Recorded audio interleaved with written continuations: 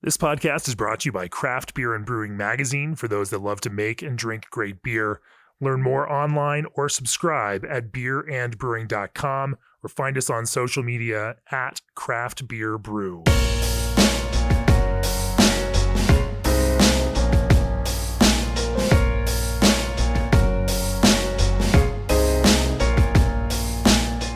For this week's episode of the Craft Beer and Brewing Podcast, we're actually in Columbia, Maryland at Sapwood Cellars, and sitting across from me are Mike Tonsmere and Scott Janisch from Sapwood Cellars, both accomplished authors in their own rights. Welcome to the podcast, guys. Yeah, thanks for having us. Big fan of the podcast, so pumped to do this. Yeah, thanks for showing up and doing all the hard work. Hey, we're actually filming classes here for our All Access video program. And so All Access subscribers to the Craft Beer and Brewing video program will get to watch all of these at their leisure. We appreciate both of you all doing that. Of course, Mike wrote the book, American Sour Beers. Scott wrote the book, The New IPA. It's very rare that we find two brewery partners who have launched a brewery together who are both accomplished authors in completely separate subjects in the brewing world. And so it makes for a nice kind of synthesis here at Sapwood Cellars. We're going to talk about both of those things. We're going to talk about making expressive hoppy beers. We're going to talk about getting all of that hop flavor that you can out of those beers. And we're also going to talk about the ways that you blend both of these drives within the brewery, blending hops with acidic beer. We're going to also talk about making quality American wild ales in this day and age. We're going to do all of that. But first, what if you could chill your beer with a more efficient chiller? The answer, G&D Chiller's new micro-channel condensers. G&D's micro-channel condensers are highly efficient in hotter regions, use a fraction of the refrigerant over traditional chillers, which provides less opportunity for leaks along with lower global warming potential. G&D Chillers engineers are committed to green technology design while developing a more energy-efficient chiller for the brewing industry. Contact G&D Chillers today at gdchillers.com. Also, what if you could take your favorite recipes and make a non-alcoholic version without sacrificing the flavor, color, or beer quality? NA no problem. The Alchemator from ProBrew uses proprietary membrane technology to strip the alcohol from beer without sacrificing all of the elements like flavor and color that make the beer great. Are you ready to brew like a pro? Check out www.probrew.com to learn more about the Alchemator from ProBrew, or shoot them an email at contactus@probrew.com today. ProBrew is a subsidiary of Technoblend, now a ProMock brand. And I guess we should say we're sitting right next to the operating brewery, and there's definitely some brewery sounds in the background, and we are just going to fucking roll with it because as we are here in person. Anyway, Scott, why don't you give me some of your background and let's follow this arc and path that led you to then launching a brewery with Mike as a partner here. Yeah, of course. My brewing kind of history is not super unique in that it was just one of those gift homebrew kits that just kind of got out of control after that. Never heard that story before. Exactly. But my personal history, I actually am from South Dakota originally and moved out to D.C. to work in politics at the time, the senator from South Dakota, and then did consumer financial protection lobbying for a little over a decade. So the history, or my actual experience, has nothing to do with beer. Mike's is somewhat similar in how we are, our day jobs, back in the day. I would never have guessed that you were both wonks some way here in the DC area. I never would have guessed. Honestly, it feels like a lifetime ago too. I mean, we just had our 4-year anniversary, but it does, sitting at the desk at the day job feels like a long time ago. But it's been a great change. Mike and I were just, became good friends through the DC homebrewing group, and did a bunch of tastings and things like that together. And both being bloggers, I think we'd talked a little bit maybe online even before we'd met about, I was doing some stuff with hops on a spreadsheet, and Scott turned it into sort of a little web applet where you could blend different varieties to get the oil profile of another variety or something like that. Yeah, so there was a mutual respect there, I think, and we the story kind of goes, we just kind of had a couple beers, and Mike was, I was personally looking at starting a brewery for a couple of years and got somewhat close to getting a space and going through with it, but ultimately decided, I don't think this is something I can do on my own, and so kind of put it on the back burner. And then when Mike suggested, if you ever want to consider opening a brewery together, maybe we, something we could do. And so it's like, funny you should ask. And honestly, the two, we're both very much involved in the hop side and sour side, but just having that confidence in someone else too made it a lot easier of a decision. Yeah, no, I'll sort of echo Scott's story. I maybe had a little less conventional route to homebrewing. I needed a couple of credits my senior year at Carnegie Mellon University, and there was a student-led beer brewing and appreciation class. Being in Pennsylvania, you could only buy beer by the case. Class had 22 students, 2 instructors, so a case of beer, probably 2 cases of beer per lesson. And I just sort of gotten into it that way, started blogging. Beer appreciation. That sounds like a fantastic elective right there. My goodness. I should track down the student teacher and send him a case of beer or something like that for kicking me down the road into actually trying that. But I moved to D.C. to work for the federal government. I worked for the Bureau of Labor Statistics for close to 10 years, and probably never would have done this if Scott hadn't been feeding me delicious, probably quinoa-based IPAs.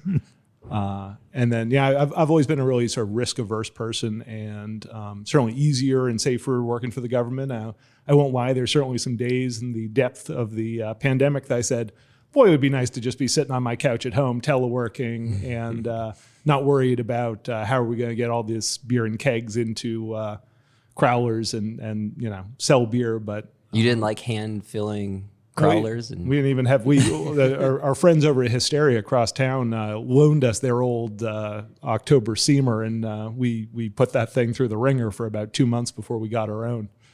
But it's been sort of a really interesting journey, and I certainly will echo Scott's thoughts that, it feels like a long time ago that I was getting up and getting on the metro and going downtown, but it's also, something that we're still moving forward with and dealing with, new and different challenges and new and different beers all the time. Sure. But I mean, even as bloggers, you all had influential, kind of pieces out there. I mean, I remember following the Mad Fermentationist blog back in the day. I mean, it was, it was harder to find. I mean, it was just harder to find that kind of pragmatic, technical approach where people were actually trying things and not just talking about the theory of things and proving out to see, how those things worked, especially in those earlier days of sour beer where, it was still a very developing thing. Of course, it then developed, hit big, and has now passed its plateau. Maybe that's the nice way that we'll put it there as it kind of settles into whatever this next future of it is going to be.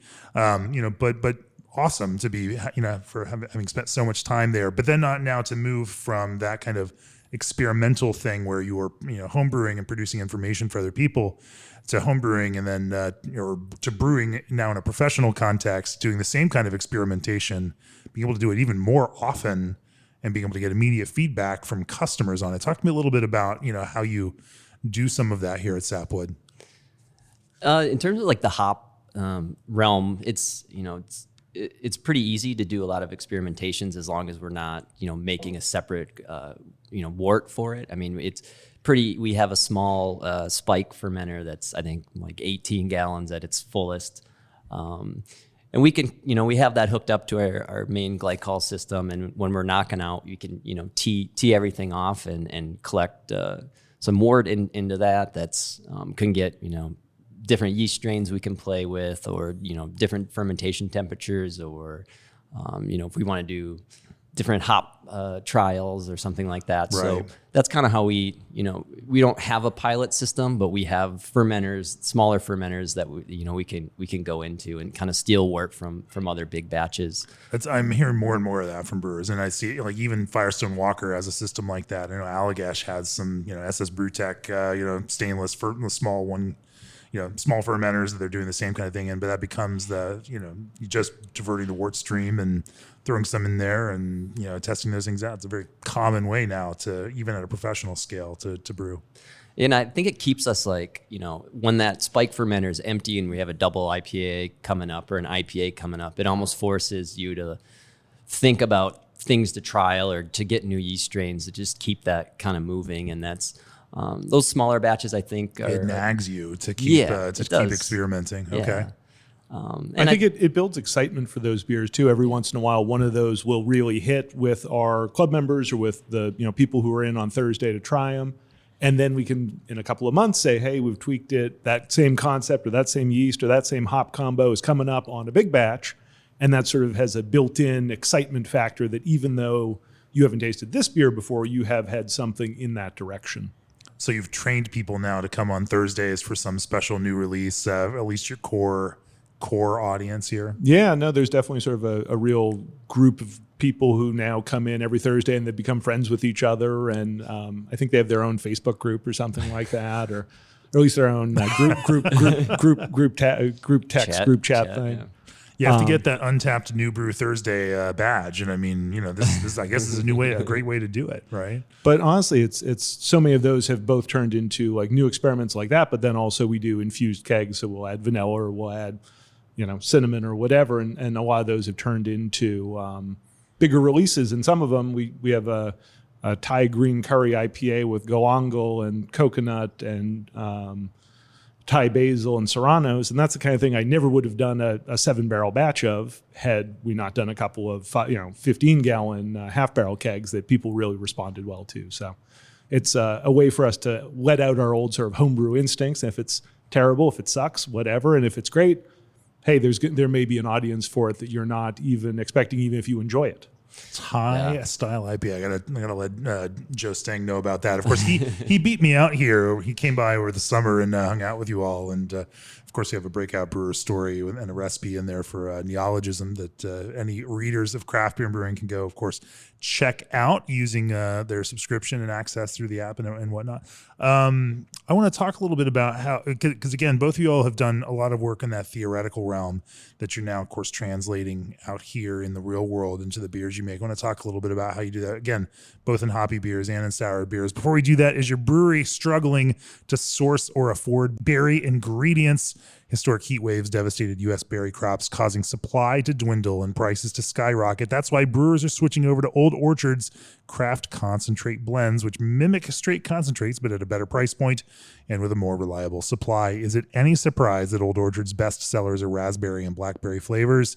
Reclaim your margins and order your craft concentrates at oldorchard.com/brewer. Also, packaging beer can be a daunting task, but buying cans shouldn't be. American Canning provides packaging supplies at competitive prices and order quantities catered to craft. Think single truckloads and half-height pallets rather than million can minimums. For a smooth packaging experience, also consider their ultra-compact single-operator canning machines.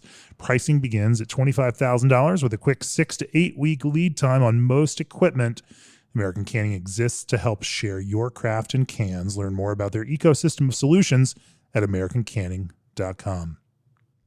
Well, Mike, why don't you talk to me about like what the sour and mixed culture, mixed fermentation program looks like now? Again, you wrote pretty much the volume on American wild and sour beers, but as you now get into a commercial realm of that, you also have now more insight into what consumers want, how people relate to those beers, and I'm curious, how some of that has impacted the way that you approach these beers, and even process behind them. Sure. We really started the program. I think the first beer we brewed is sort of an easy thing to do when you're starting at a brewery, is to make some wort that you want to throw into barrels, because in that case, it doesn't really matter too much what the gravity is, and you're not too worried about having 2 pounds per barrel of hops in the whirlpool. And that was sort of our trial blend. And then we opened like 6 weeks later, and we got a lot of, I thought you guys were going to be all about sour beers. Where are the sour beers?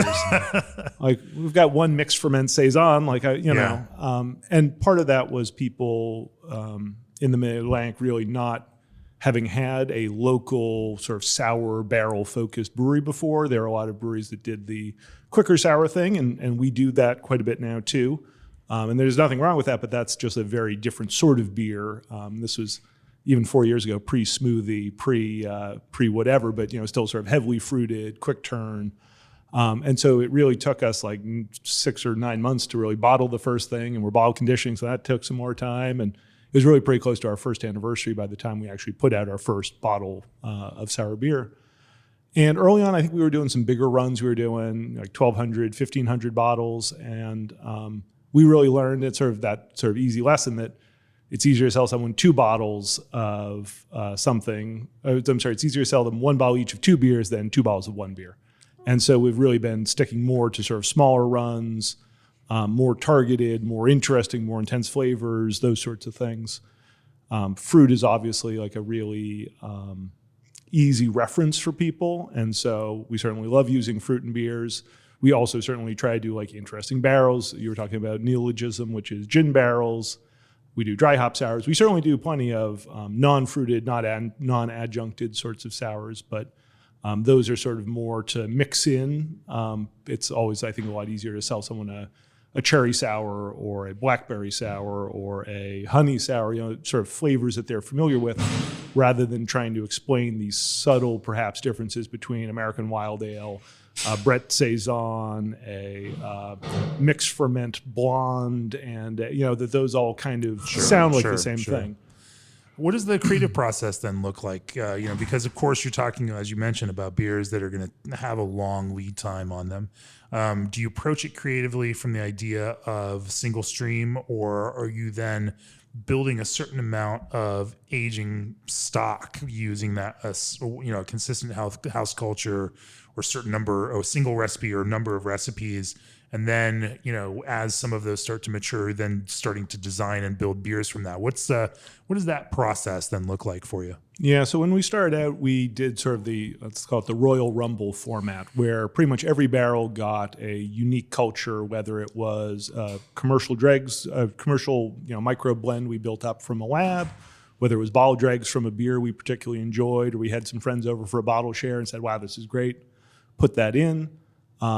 We did a little bit of wild capture stuff. We did sort of, all of the above. And then sort of after the first year or two, where maybe we were refilling barrels that had a culture in them, but then sort of maybe adding microbes on top of them, we've really moved to more of a taste through the barrels when we have a batch of sour base in there, pick out a culture from one of the barrels that we really like, pull some of that out, pitch that in as sort of a house starter.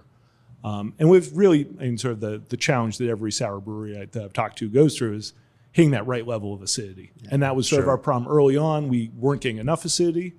We were probably just not pitching. Either we weren't pitching enough microbes, or we were not mashing hot enough, or take your pick. And then we, sort of started steering that cruise ship and turning the wheel and turning the wheel and turning the wheel. And then all of a sudden we were having beers finish down, pretty close to 3 flat and being too acidic, and at a level where a lot of people still really like them, but it became more of a special, bring it to a bottle share, enjoy an ounce or two, really blow out your palate, really wow someone. But then the pandemic hit, and people weren't going to bottle shares, and people were, sending me photos of their downstairs closet that had, 75 bottles of our beer in it. And it really just struck me that, like, at a certain level, beer has to be delicious. You want to make beers, whether it is an IPA or an Imperial Stout or an Oktoberfest, where someone has one and maybe they mix it up and have something else, but the next day they go, wow, that was real good. And I shared that with my buddy. I could drink another one by myself tonight. And that's the last sort of year or two, we've been really trying to push our sour beers to a higher final pH, to a more balanced, drinkable, unique sort of place, but not so sour or so obnoxious that they are only a very small sample sort of treat.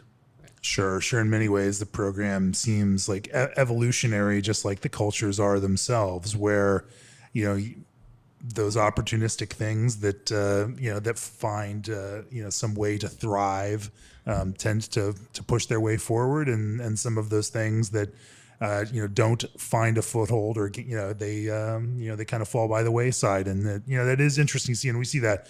That's my conversations with the folks from Beechwood and Blendery and others. It's the same kind of way. Like, we do a lot of things, and then we found the good barrels that we really liked. Then we kept doing more of that. Like, lean into the things that are working for you, pull out the things that don't work, and then kind of fall through there. But that is interesting to think about, that idea of just pursuing pleasure. That these shouldn't necessarily be as academic exercises that require people to keep extensive notes and have a deep knowledge to be able to appreciate it. They should also be able to think about it, but just approach it on a human level and enjoy drinking it. I've always said like Driefontein and Goose is one of my favorite beers, because I think you could drink a half-liter mug of that cold watching football and just enjoy it as like a tart, refreshing, delicious beer. Or you could sit there with it in a snifter for 2 hours and get every waft of microbes in barrel and aged hops and the whole thing. And I really love making beers and drinking beers that like have that duality, that could either be delicious session beer or connoisseurs sort of product. Well, and it's just a good base too for fruit or anything else too. A good beer on its own generally is pretty good with fruit or some sort of re-fermentation. Yeah, and something like Driefontein is going to have its own citrus character to it, even though there's no citrus just in the straight straight goose itself. Yeah. Where if you're in Northern Europe and it's harder to get fresh fruit at certain points of the year, like, hey, you have great fruity beer without any of that. Anyway, let's talk about how you build recipes now. What's a recipe look like then for it? And let's talk about that first. What do you build to kind of support this culture to do its work, and then we'll talk about the culture itself. Sure. I think I recently did a count, and I think we currently, in our 80 some odd barrels, have 30 some odd different beers currently aging. And so some of that is, and you touched on sort of the wort stream. We will definitely steal and fill a barrel or two off of a 20 barrel batch. So we just released Measure Twice, which was our pre-dry hopped all Nelson Pale Ale, aged in barrels that we'd pulled out our 3-year blend from. And so like just left the full culture in there, did not rinse the barrels, did not even turn them over. And so that's like a very unique one-off-y kind of thing, but it worked really well. And now we might do that more often. It's delicious. We're drinking it right now. And it's everything I love about Nelson hoppy beers, but also with that really bright hit of acidity, but with a creaminess that also just feels like indulgent without it being sweet. I don't know how you do it, but it's magical, and I want more of it. No, and those are really unique, because I wouldn't have thought, I think technically that beer was 65 or 70 IBUs. It certainly doesn't taste, and we're lucky that it didn't get super duper sour. The pH is only about 3.6 or 3.7. But we'll do that sort of, we did a triple, and some of that went to Calvados barrels. We did a black Doppelbock German Imperial Stout something that we put into second or third use bourbon and Pinot Noir. Some of it went on to cherry. So there are some of those that are, hey, we don't need 20 barrels of black Doppelbock. Sure. We are basically don't do much distribution. We send a few cases out, but so we'll do that just sort of as a way to like regulate the amount of different beers that seem like they would work. But then we also have a dedicated sour fermenter that we will usually mash really hot, that sort of are likely going to be the acid beer if we're blending something. Yeah. We do a lot of unmalted grains. We'll do a lot of flaked rye or oats or wheat, those sorts of things. We do a lot of wine yeast primary fermentations, which is something Scott and I both played with as home brewers. Wine yeast tend to be not very attenuative in wort, because they have not been sort of raised to ferment maltotriose, and particularly the more... They get all that easily fermentable grape juice, right, and then they can just rip through it. Get lazy. Yeah. And then, so in that case, if it's in the primary sour fermenter, that's when we might be adding some microbes early on to sort of get the whole batch going. That makes blending a lot easier too. If you've got, between 5 and 10 barrels of the same wort that was, went through the same mash, that got the same microbes, those are all probably safe to blend together. And that's one of the big sort of drawbacks of us having a lot of different cultures, is that there's some extra steps. Yeah, well, some concern. You really have to do gravity readings if you have a beer that finishes at 1 Plato and one that finished at 3 Plato that are the same wort. Probably you're not a good idea to blend those together and bottle them right away, because the microbes from the 1 Plato wort are going to go work on that extra Plato that's in the blend and probably make some bottle bombs. So you don't have a consistent or recipe, but there are some just general tenets to that, like you mentioned with some of the other adjuncts and whatnot. We have 3 or 4 sort of core sour beer bases. We jokingly call one Marilambic, which is sort of our aged hop. We try it's kind of like that Sonambic thing they make out there on the West Coast, right?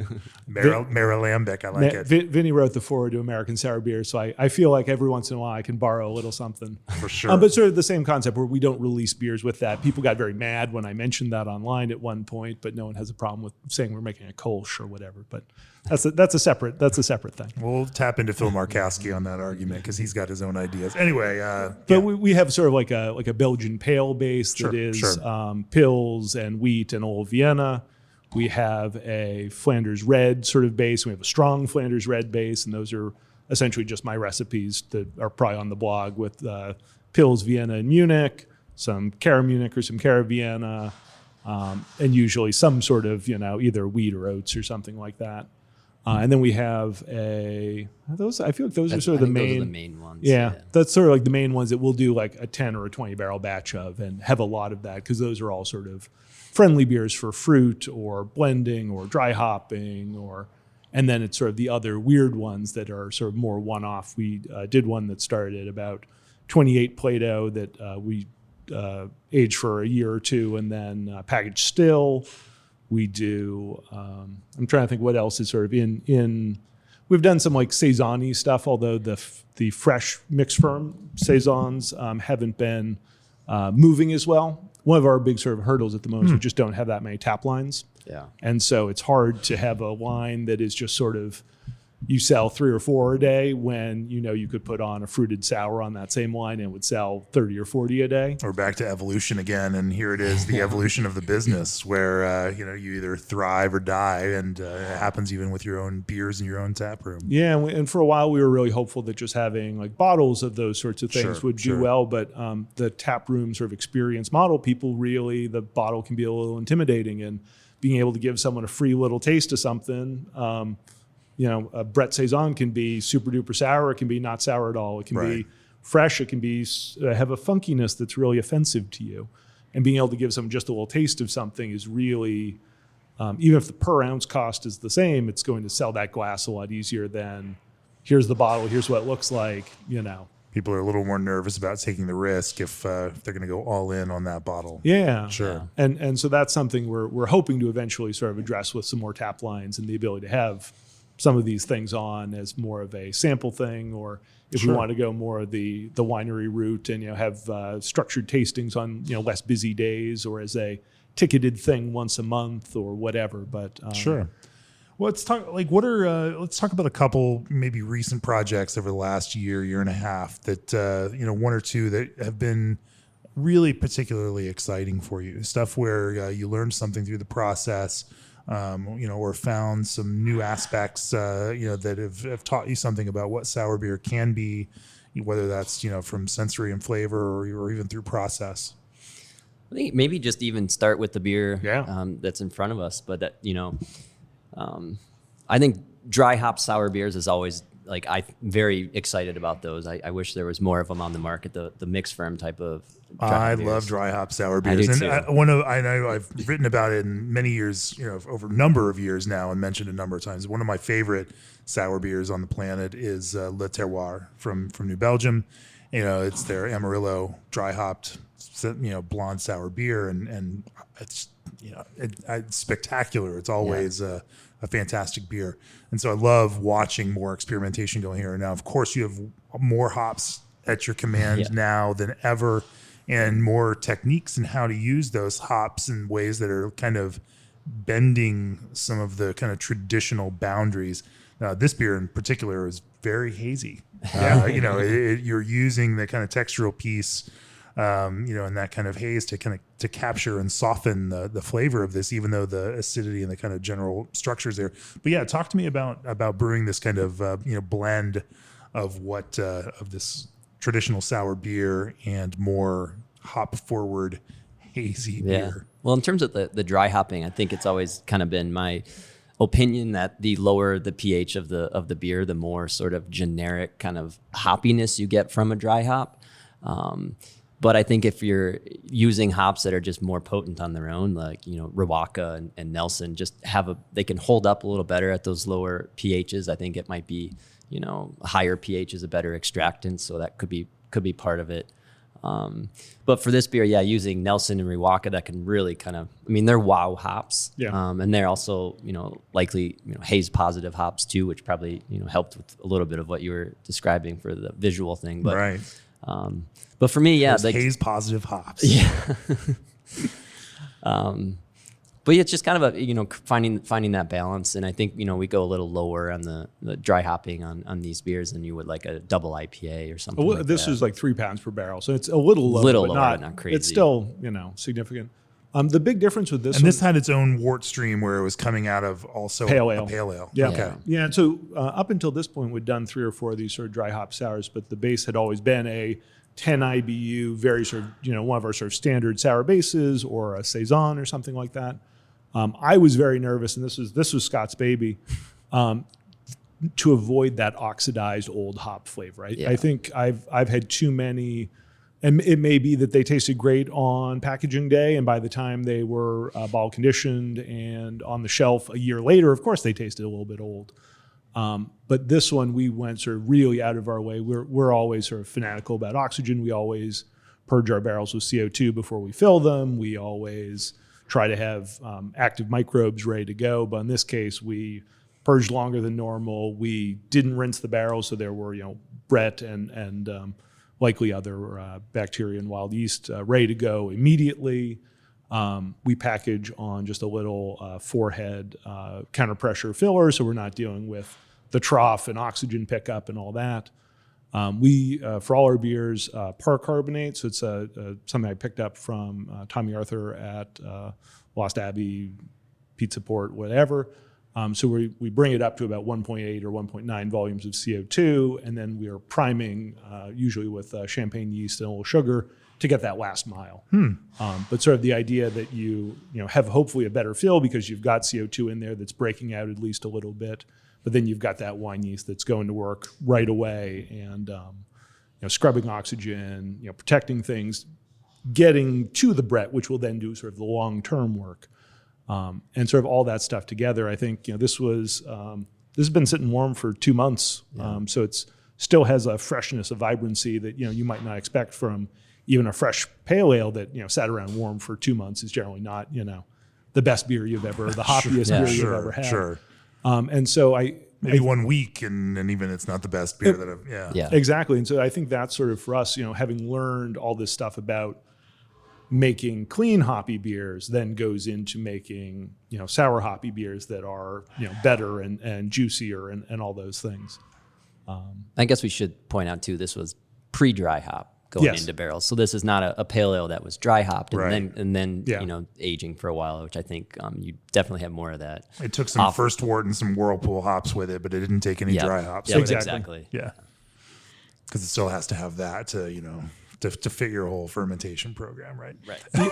Yeah, but no, I think that was one that really stands out. Last summer we did one with Farged Wineberries, where we worked with a local restaurant in Baltimore called Farged Eatery and Fadensonnen, which is a wine bar, and we all went out for a day of picking these little tiny raspberry donut flavored wild ribes. I forget what the term for raspberries and blackberries is, but that was really fun. We put it into Old Westminster. It's a natural winery here. One of their barrels that was a couple of their red recently wines. Emptied, and that was a standout for me too. Yeah, no, I love that sort of, and we were talking sort of off the air before, that sort of intersection of beer and wine is really fun. And we've got a beer with Bissell Brothers that is on local white wine grapes right now that's getting packaged probably next week. So those things are always like really fun and interesting, and I think a little less dominant, as much as I I think we all know what raspberries and blackberries and cherries taste like, and wine grapes can be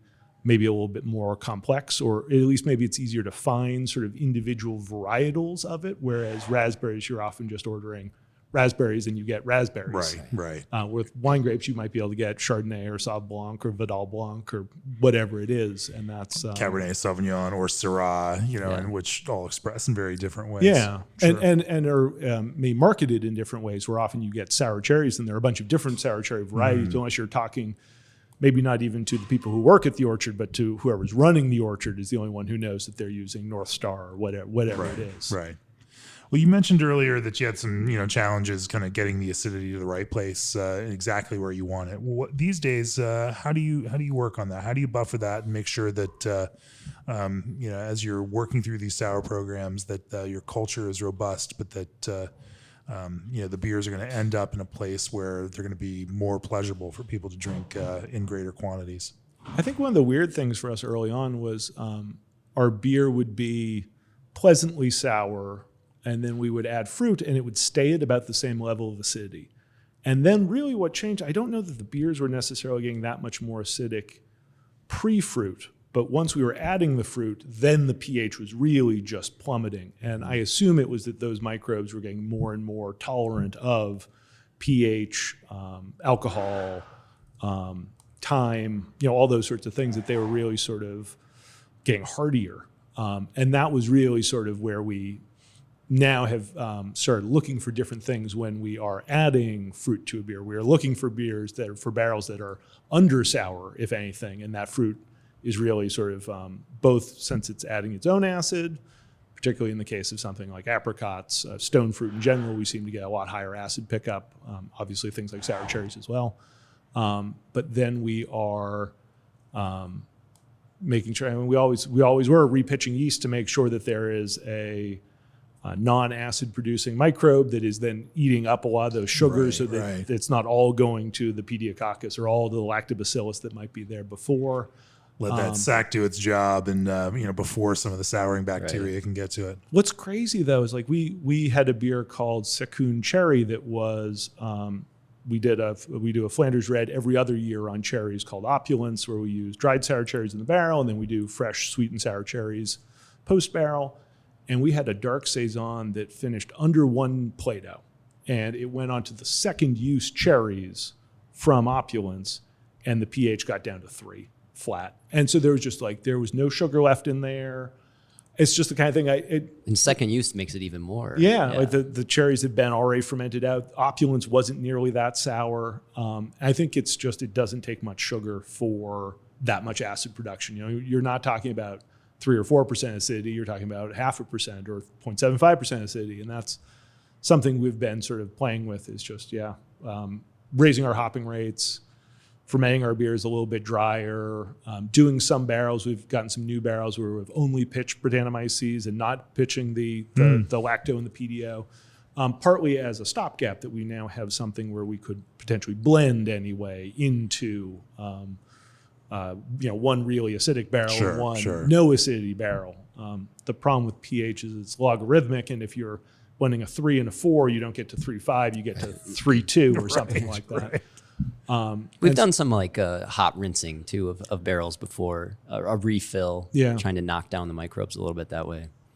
We started out doing that, and then we weren't getting enough acidity, and then we went to cool rinses, and then pretty quickly it was too acidic. So we've really just, for the most part, we've always done hot rinses, but had a brief dalliance with cold rinses, and now we've got some barrels that are about a year old. But really, it's picking. Just try chains. Yeah, I hear. Go Cantillon style. But really, it's figuring out other things to do with those barrels. Right. So our brewer, lead brewer Ken, has an awesome garden, and he had a whole bunch of pineapple sage. My wife has lemon verbena. We both picked a bunch of those, and those are infused into a couple of kegs that will then blend back into some of these more acidic barrels. The barrels are not too acidic on their own, but I know that they're at 3.2 pH, and they're pleasantly acidic for me. If we add fruit to them, they're going to go down that rabbit hole to very low. And so instead they'll get an herbal approach Exactly. where it won't cause that additional. Yeah, and we're thinking we do a series of hoppy beers called sorbet where we do citrus zest and vanilla, and so that's another fun potential addition to a already sour enough base. That hey, the citrus zest isn't going to have any additional fermentables. The vanilla is going to give a perceived sweetness, creaminess that's going to help to balance that.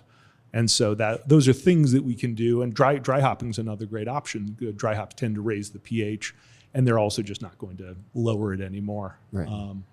Well, that's a great segue to start talking about hoppy beers and the hoppy side of this brewery here at Sapwood. Before we do that, ABS Commercial is a full-service brewery outfitter proud to offer brew houses, tanks, and small parts to brewers across the country. They stock equipment ranging from 3 barrels to 90 barrels and offer custom-designed equipment up to 900 barrels. Contact one of their brewery consultants today at sales@abs-commercial.com. to discuss your brewery project. ABS Commercial, we are brewers. Also, craft the perfect pour with superior fruit from the perfect puree, picked at the peak of ripeness. The fruit is pureed and frozen for optimal fresh flavor and color, but don't just take their word for it. Experience flavor firsthand by curating your own complimentary sample box at perfectpuree.com/beer. That's Perfect Puree, PUREE.com/beer. Samples are complimentary for brewing professionals only. Tells you something about fruit that we've got 2 underwriters and sponsors of the podcast that are both fruit focused. All right, guys, so let's talk about hoppy beers, this other element of this Jekyll and Hyde brew. It's not even Jekyll and Hyde because sometimes it's the same dual personality at the same time, where it's like both of them. Then you're just like Anyway, let's talk about hoppy beers, and we've got another beer here now to try.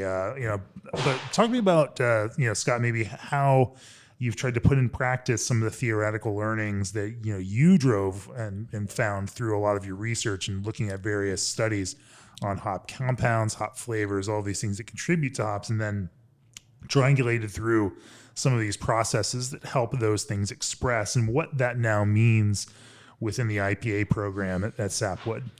Sure. I think, for me, going through the book, research for the book and still continuing to stay on top of all the latest academic research has really been more of like a means of inspiring experimentation.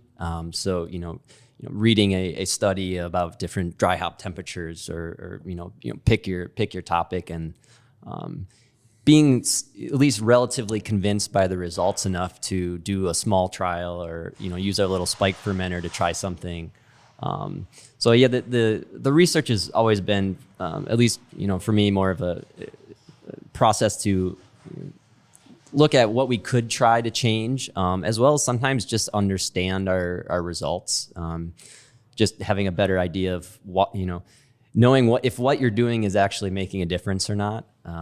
And so, I think a lot of our process is fairly standard, fairly typical, but there is a few areas where I think the research has really pushed us to move our, how we were doing, especially, even at home is drastically different, like dry hopping wise, I think.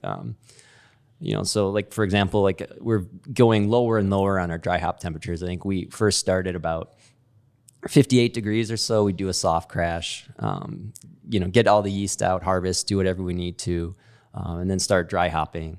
And we've just found, I think, even more lately in the lower ABV beers, just that you can get, dry hopping at the rate that we like to. You can get too much of an astringent kind of green, lasting bite in some of those beers that just enhances like almost a fake bitterness or a vegetal type bitterness.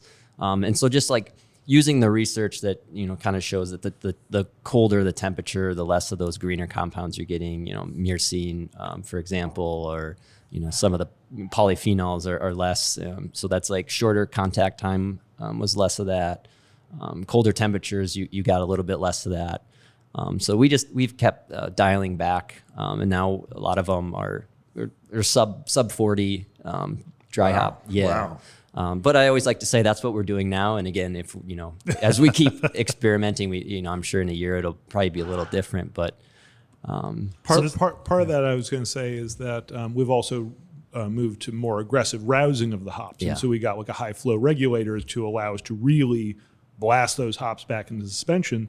I think that was sort of our problem, is that I think hadn't been getting enough hop aroma, and so we went to being more aggressive with rousing, but then that caused more of all the hop compounds, including the polyphenols and the astringent sort of character.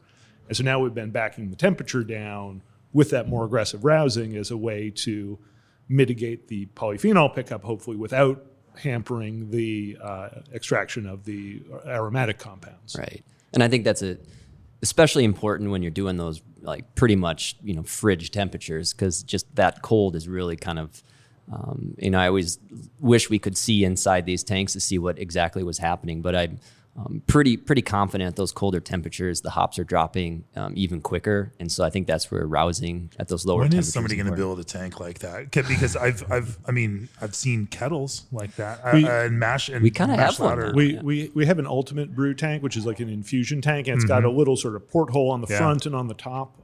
It's not perfect, particularly with these hazy beers, but you can look in the top and sort of see the welling up of all the hops and whatever. But it's honestly what I'm more interested in is down by the cone. Right. If you're just blasting up through the middle and all the hops are stuck to the side, it doesn't really Sure. accomplish much.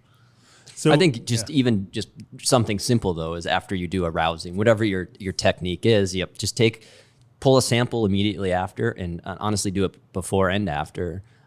And it should look messy. I mean, it's pretty much a hop salad at that point. And that's what you want. You want those hops in suspension doing their thing. So aggressively blowing CO2 through a high volume, regulator on the bottom also has the potential to knock out aromatics from, out of the liquid into headspace that may not come back into that liquid. How do you balance those kinds of things? Because at the same time, you've got to, it's not going to aggressively bubble through if there's not some place for it to go. And so you have to reduce, some head pressure or allow it to blow off or get it, bring that down. What does that rousing process then really look like for you all? Yeah, no, you're right. It is kind of a balance of all this, Because you start venting this off and all of a sudden, like all of this aroma is just blowing right out of your tank. But if it's at if at the same time you're picking up more compounds because of it, then it's probably worthwhile. Mm-hmm. And some of those really volatile compounds are like the myracines and some of the other ones that you don't necessarily want. Yeah, let's blow the bad those shit can off. Go, right, those can right. go in the headspace. But for us, the first, so we typically do 2 dry hop charges about 2 days apart.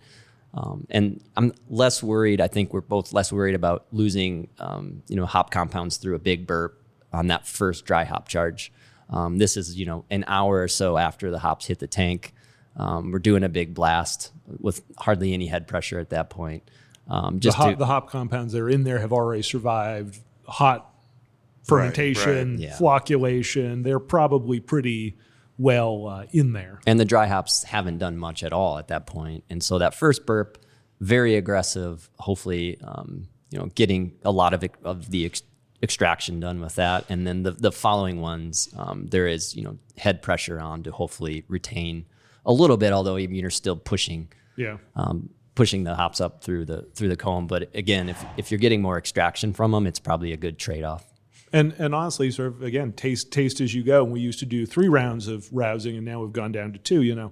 We sort of noticed that we didn't seem to be getting that much more on that third one, but we definitely noticed. And we've talked to some breweries that don't rouse at all, and we tried that and tasted the beer. And it's just like there's no hop character, and that may be a combination of hey, we're doing it colder, we're doing it under pressure. They might be doing it warm and open, and so they're getting natural convections as CO2 is being released and those sorts of things. Or It does seem like these are all equations you can solve, and you solve in different ways, whether it's by trying to add more or, again, using temperature, but having certain hops, in your hop selection that may not produce those things, or whether it's pumping and recirculating, or whether it's rousing, whether it's, using a dosing tank in some way. Like, there are obviously lots and lots of solutions. I'm just curious, I thought it was interesting for you. And of course, when we came in this morning, you were dry hopping a tank, and you also have a very purgeable vessel, where all of your dry hopping is even happening through a purged vessel. So you're not putting oxygen in there,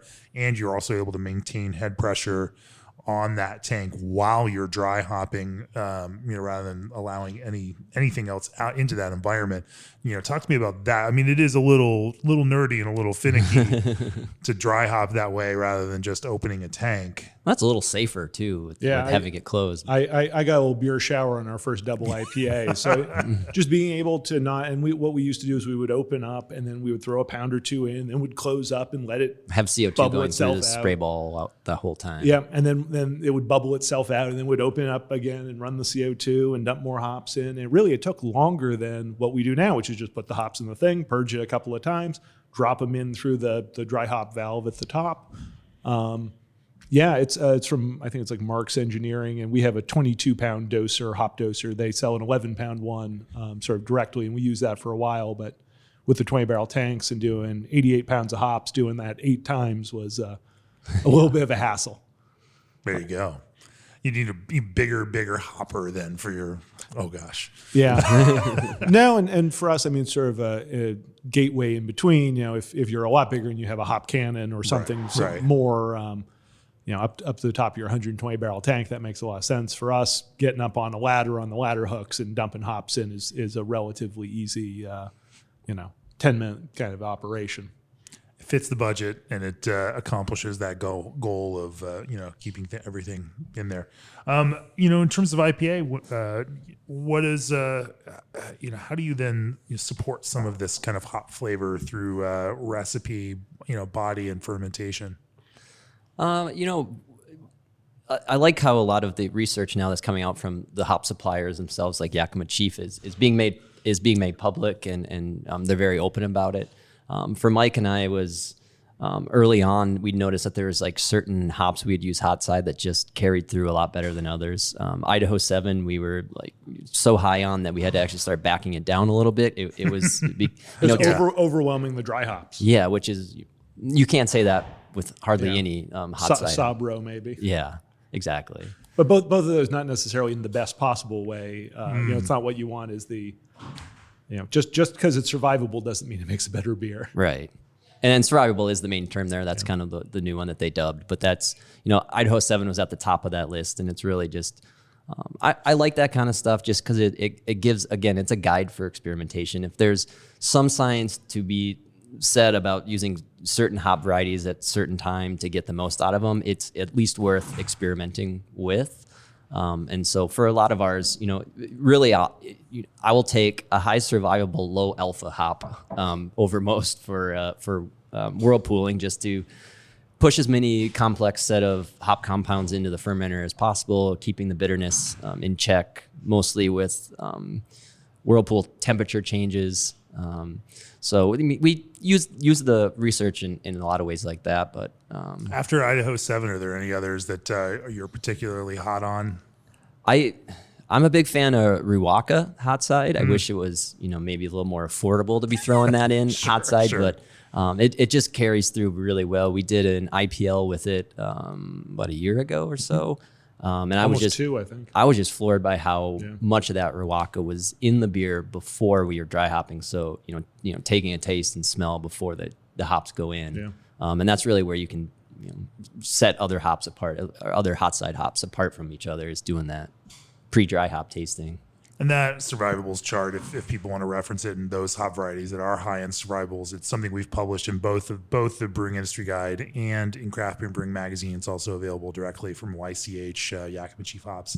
And you can just do a Google search for it and find it. It's very valuable and interesting to look at, to think about, that hops in this kind of context are going to work better for this kind of thing, whereas others might work better in these other kinds of contexts. Right. Any other hops that you really, really love in the whirlpool? Lately we've just been trying to experiment more with the lowest alpha hops we can kind of get our hands on, just to Crystal is one that like the oil numbers look good, but the total oil isn't super high. And so it's sort of a trade-off. Are you better off using half a pound per barrel of a 10% alpha with 2% oil, or 11 pounds of a 5% alpha with 1% oil, and maybe you end up in the same spot. Or we just did a beer with somebody was selling 2018 Cascade Cryo for about $5 a pound. But that's another one where, hey, it's got some age on it. That alpha is probably decayed, but it's smelled good, and it has cryo seems to stay in suspension a little bit better than some other varieties, maybe extract a little bit better. Cascade has a lot of those positive compounds, but is that better at 12.5% alpha than Simcoe or something that's 12.5 on its own? Right. Who knows? I guess really there's not a lot of hops that are just Wow. carry through on the hot side, but it's more of that complexity builder, kind of getting a good base, good foundation for dry hopping. But I do think that we go fairly heavy on our whirlpool, so we're like close to 2 pounds per barrel. And I think for us it's just keeping that bitterness in check, but it's really just trying to push as many of those compounds into the fermenter as possible. So using lower alpha hops or dropping the temperature, or using some of the new advanced hop products. Salvo we've used a handful of times recently where, on top of our normal, of our normal whirlpool rate, it's just another way to add more compounds, but without, worrying about bitterness. And even on those, I think if you can get a high survivable variety, it makes sense to experiment with that. Sure. What's fermentation really look like for most of your IPAs? We knock out around usually like 60. It depends on the yeast strain. Yeah. And are you primarily working in that kind of hazy, juicy IPA space, or do you also rock into that West Coast world too? We've done like 1 or 2 West Coast, and just with whatever our process is, they end up just being hazy, juicy. Yeah. Sure. So, knowing then that you've stayed, mostly in this hazy, juicy world, what does fermentation typically look like for one of your IPAs? I think generally we knock out around 66. Maybe set the fermenter to 68. Just kind of let it naturally come up.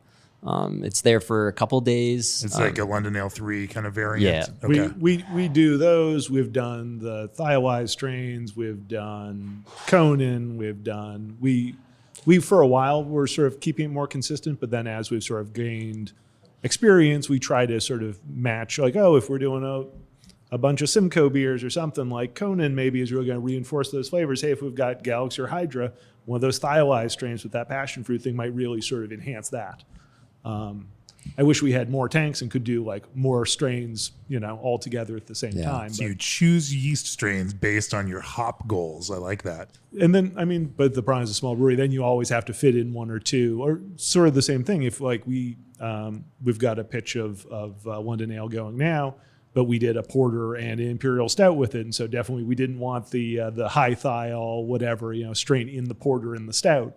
If we're doing a run that's, hey, it's got a passion fruit sour IPA, let's bring in that thiolized strain and really help to push that passion fruit aroma. So yeah, it's I think as a small brewery, you have to do the things that can set you apart from the big brewery that really can only have one strain, and or maybe they bring in one special strain once a year or whatever it is. We like to keep it fresh and variety and keep learning from it. Right, and that's kind of where that little fermenter comes in handy to test these out. And generally we're doing a pale ale 10-barrel batch, harvesting that yeast, and then doing an IPA and a double IPA. And then for the most part, that's usually the end of that lifespan for the yeast. So we have, just because at that point all our tanks are full. Yeah, and so we really could change yeast, pretty much monthly. So we do a big batch when we're fairly confident with what we're going to get from it. But like Mike said, that's kind of where the fun is, but it's also more of a challenge too to how to utilize those like high thiol strains, for example, like which hops to use with them. Well, yeah, what have you been learning on that? And I'm only asking because everyone seems to want to listen to our content about thiols. Like, it's a strange one. But we look at how people respond, and the interest in thiols is absolutely insane this year. Well, I think for a reason. Like some of these bioengineered yeast strains are 24 hours into fermentation. There's almost already a wow type of scenario.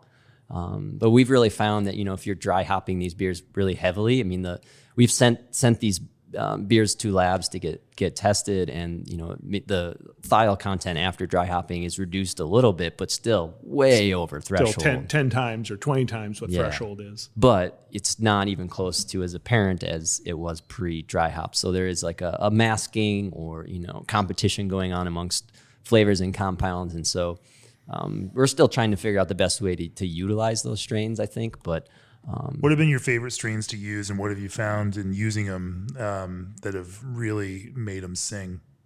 Whether that's hop variety or whether that's some process concern along the way.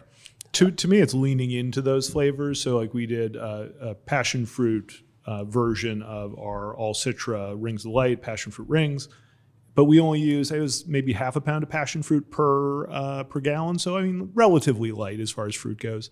But with, and we used the Berkeley Tropics strain, the London Tropics on that, it really popped in a great way. And particularly in that sort of case where you could double the passion fruit, but that's going to be an extra $1,000 or whatever it would be. Right. That's a case where it really, I think, doubled down on that flavor. We did a mango passion fruit sour, same with that strain the previous summer that really went over well. So to me, it's figuring out those synergies where you're using a hop, again, like Galaxy, Hydra.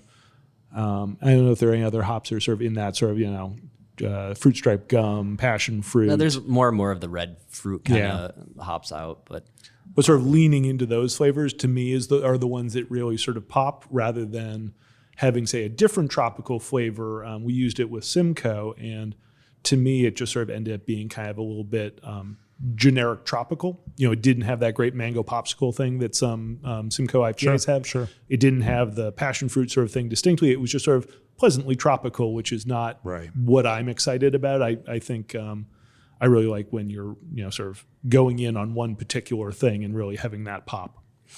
You've mentioned Hydra twice now. This is a hop that I had never heard about before I showed up here today. I don't know why this hasn't been on my radar, but talk to me about this, because whenever I hear something like that, it sounds interesting. I just need to learn more, and I'm sure people listening would love to learn more about that too. Not that you want to blow the secret, because I don't know how much of it. It's already sold out. I tried to get more this year. The real issue for us is Galaxy is fucking terrible. He said it. just well, I mean, we're all friends here. You can tell me how you really feel. The amount of Galaxy that we have put into the kettle because it just tasted like peanut shells, or it just did not have any, it had very little redeeming quality. We'll order often. I feel like we order 3 boxes of Galaxy for every one we use for dry hop. Oh, geez. Yeah, it's more of like buying on spot from as many different lots as we possibly can, and then trying to request the ones we like. But that's not always even feasible. for a Still a very expensive kind of shell game that you play there. Yeah, peanut shell game. Yeah. Oh man, I'm getting the jokes in. And so we've had good luck with Michigan Hydra as a hop that has some of those similar same notes, traits. Yeah, but with a lot lower risk. Yeah, and I think it's maybe even a little Michigan Hydra. Yeah, interesting. It's all right. I'm going to go do more research on this too and figure out what the story is, because again, I had never heard about this before today when I showed up, and I feel like I should have known more about this. Yeah, well, that's just one of those, always trying to keep our experimental things going just to try new varieties and stuff like that. But it was definitely not on our radar either. Yeah, I can't remember if they just sent us some samples or if we, probably, yeah. But that's sort of the issue being a commercial brewer, is you sort of start liking hops that are more predictable and consistent. And so the mosaics and the Simcoes, isn't it? Well, it sucks to have, particularly on a small scale, and you try and come up with a recipe, and you're trying to come up with labels, and you got a quick turnaround, and then you open a bag, and we stopped using Amarillo because we kept getting oniony Amarillo. Yeah. I think it's just, we just got back from Washington doing selection with Yakima Chief, and I think it's amazing how different the different lots are of the same. Like, say you have 4 or 5 different varieties, or different lots of the same variety, and it's unbelievable how unique they can be to each other. And so, I mean, you're playing that larger game on the spot without any sort of direction. So it has been fascinating for me to hear that. And even, I was just talking to Tom Shellhammer earlier on the podcast this year with his terroir study, and to be able to explain that the difference between Mosaic and Cascade grown in the same state could be as significant as the difference between, Cascade grown in 2 different states. That, even within that same variety, it might as well be a different variety based on what that terroir is and what, that different geography that's being grown in. And so considering all of these things as one thing is probably silly, which is, of course, why, New Zealand Cascade now has its own brand, as it should, because it tastes completely different when it's grown. That's one of our favorite hot side hops too. We've been getting a lot of finding it cheap for like $6 or $7 a pound. And again, just it's got that fun New Zealand thing. It's got moderate alpha acid. And that's Tahiki. Tahiki. Yeah. It seems like those New Zealand hops just have that thing that carries through a little better. Sure. Terroir matters. Well, let's pull out for a minute before we wrap up here. Let's talk about what the big picture looks like. You all are 4 years in now. You've lived through a pandemic. We're still kind of living through the tail end of that pandemic now. But what do you hope to achieve with Sapwood? And what will success look like? Or have you achieved it already? What do you hope to be here with Sapwood, and when will you know when you've arrived there? Well, I think the immediate future is pretty easy to talk about. We have plans to expand our tasting room.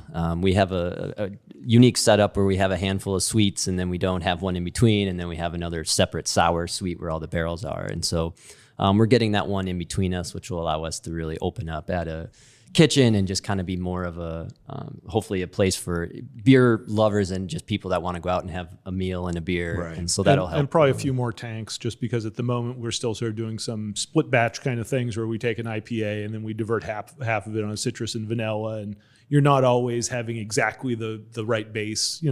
We might go a little sweeter, a little lower bitterness, a little more citrusy on that, if it was just for that citrus and vanilla. And so I think being able to do those things sort of more intentionally will be a big quality of life thing too for the brewers, not having to do more transfers, more flips, more whatever. But yeah, I think the long run, it's tricky. It's, we go back and forth on different options, and it's hard to know how big you should get or how big you're comfortable getting, and how you want to approach next steps. So for me, the distribution just never has held a huge amount of appeal. I would agree. Those are the kinds of things you have to figure out. Is there a beer that you love that you're happy with that is, the margins are right to do in large distribution format? We really lean into, I think, our advantage, which is we're small and we can do really over the top dry hopping rates, and we can have super duper fresh beer because we are selling it directly over the bar or in cans to go from the tasting room, versus having to worry about a cut, down the line and still have a profitable beer. I don't want to be one of those breweries that is designed for distribution and then kind of that's what you get at the tasting room. There's nothing special, nothing unique, nothing interesting. Sort of we've always focused on, sort of the higher margin things. So we've leaned into the imperial stouts and the bourbon barrel aging and the coconut and vanilla and macadamia nuts and whatever else. And the barrel aged sours, I think, are probably as big as it's going to get at this point, the way things are going. You're at peak sour right now. Yeah. Huh? But honestly, like that, again, allows us that sort of flexibility to do foraged ingredients and to do wild capture and to do the things that I'm excited about for sour beer. You can focus on quality rather than having to lean on scale for that kind of thing. Exactly. Sure. Makes plenty of sense. Well, I think that's a great place to wrap this up. For nearly 30 years, G&D Chillers has set the mark for quality equipment you can rely on. NA is no problem with the Alchemator from ProBrew. Old Orchard's craft concentrate blends mimic straight concentrates, but at a better price point. American Canning provides packaging supplies at competitive prices in order quantities catered to craft. ABS Commercial is a full-service brewery outfitter for brewers across the country, and craft the perfect pour with superior fruit from the perfect puree. As always, if you enjoy the content that we create, go to beerandbrewing.com, click on that subscribe button. Let us know this content matters to you. And of course, if you'd like to learn more from both Scott and Mike in separate classes on separate subjects, Scott on hops and Mike on brewing with fruit, become an all-access subscriber to Craft Beer and Brewing, and those classes are forthcoming, and they're just going to be amazing. I'm just going to be honest with everybody. They're going to be amazing. If you are a Craft Beer and Brewing fan, we're about a couple weeks away from our annual Best in Beer issue, and that is always a highlight of our year. Should be a highlight of yours. I'm getting excited about it because it's on my podcast calendar in a couple weeks. I'm like, that's a big one. So pay attention to that. Keep listening. Keep a lookout for that. The issue is done. It's at the printer. We shipped it off last week, and so somebody knows, but they're all at the printer. Please, nobody blow the roof off of that one yet. Nonetheless, beerandbrewing.com, subscribe. Make sure you don't miss out on all of this because it's all coming. Scott and Mike, if people want to learn more about Sapwood Cellars, where can they go find out more about you all? You can sign up at sapwoodsellers.com for our email newsletter, which I write almost exclusively. So if you miss Matt, free email newsletter from the legendary Mike Tonsmere. Oh my gosh! If you miss my blog posts that hasn't been updated in 2 years, that's where all my writing efforts gone. I can't blame you. Every brewery should operate their own email list. We are. Obviously, anyone who subscribes to our emails knows just how many emails that we send to people, and we lean in heavily on that. But partially that's because social media is a giant pit of despair. Yeah, cut out Zuckerberg. Exactly. Why would I want to create free content so that Zuckerberg can sell ads against it? Why would I do that? You sell your own ads. Yes. Well, that's what helps pay us so we can go do these things. Can we sell our own ads? Yeah. Anyway, thank you all for joining me for the podcast. It's been great to talk to you all, and it's been also great to film some classes today. Cheers. Yeah, Thanks for having us. Thank you.